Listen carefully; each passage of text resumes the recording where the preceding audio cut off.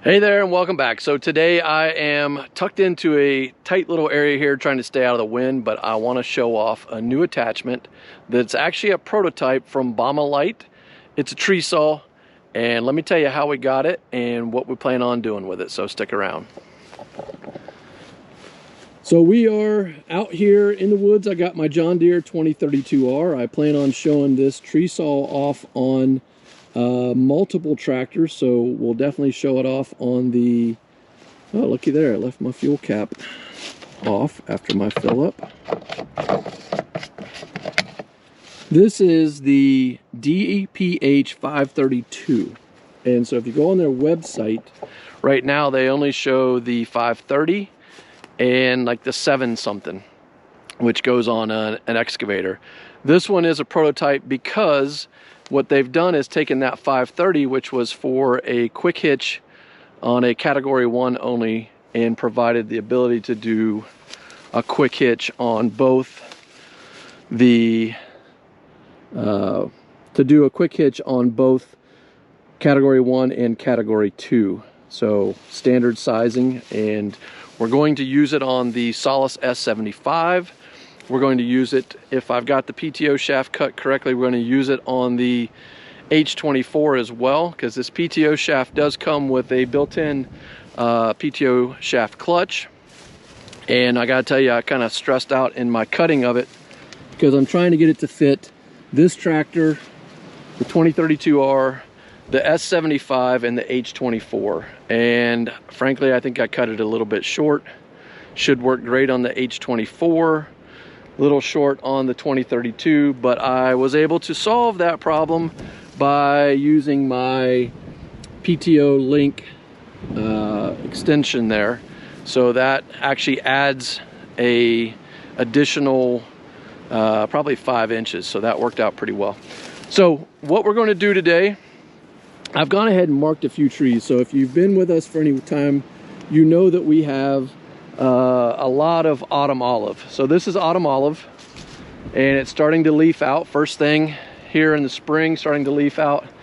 It's also kind of a real pain to cut with a chainsaw because there are a lot of these little nodules. I'm trying to see if I see any on this particular one, but they're basically like a thorn. So here's one right here. See that right there? I've jammed those things into my skin. They hurt and they break off easy, and they're like a giant splinter. So I've got some red flagging, orange flagging that we're going to use here. This tree, that tree. These aren't huge trees. There's another small one there. There's my broken tripod that I just got done breaking. This tree back here, it's tucked in here under this pine. I'm going to try to get to it. And this one over here. So a couple things to point out on this Baumalight is, one, when you lower it down, you're cutting right at the base. I've only cut one tree so far, and I gotta tell you, it was so cool. I was like, I gotta get the camera out and start videoing right away. So what happens is we get this thing cranked up. I think it's a 30-inch wheel. I think there's 12 cutters. I can't exactly remember. Each of these cutters can be turned a total of 3 times, or 2 additional times to the one that it's set, so that you've got an additional cutting surface you can continue to refine and keep it without replacing. Similar to, this is basically like a stump grinder turned on its side. And from a safety perspective, they recommend that you don't cut trees over 10 feet tall. So some of these are more than 10 feet tall, but they're not top heavy. And frankly, you can push a lot of these trees over, and we've done that. We've pushed a lot of these over. We've bumped them out with our buckets, and then we'll pile them up for wildlife habitat. But what happens is you tear all the root system, and you end up with a whole bunch more, and we don't want that. So this is going to allow me to cut off right at the base, right at the ground level. And then I'm going to come back later with some herbicide, and I'm going to spray all of the stumps, and that should kill the whole root system and keep us from getting a whole bunch of restarts. What I don't know is if we'll end up with a lot of additional trees just from the sunlight hitting the ground and hitting those seeds that are on the ground now. But we won't be disturbing any soil, which is a great thing. So I figured I'd use this spot here just because we're tucked in here, nice and kind of tight out of the wind. Don't have to worry about so much of the wind noise. I've got probably 6 to 8. I see some more over here behind me that I'll try to cut off as well. And we're gonna show this thing in action. I mean, it is super slick. Can't wait to show you this thing in action. So we're gonna hook up a couple cameras to the tractor, and then one maybe just off to the side, so that we can show you what's going on here. So stick around.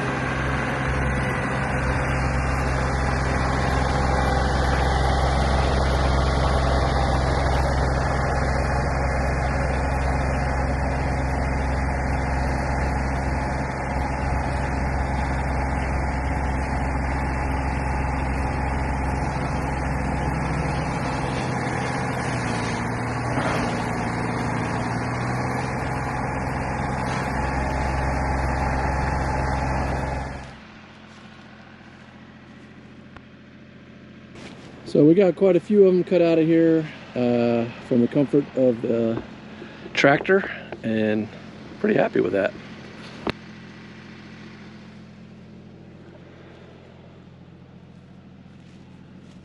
All right, so that's a lot of fun. I'm gonna enjoy this. One of the things it did say, and I may have already screwed up a little bit, was to try to keep it up out of the rocks and dirt for the first, I don't know if it was 3 hours, something like that. Just the fact that the tips need to harden a little bit, and you can chip them if you're hitting too much rock early on. I don't know that I have, but I can tell you this is certainly a lot more fun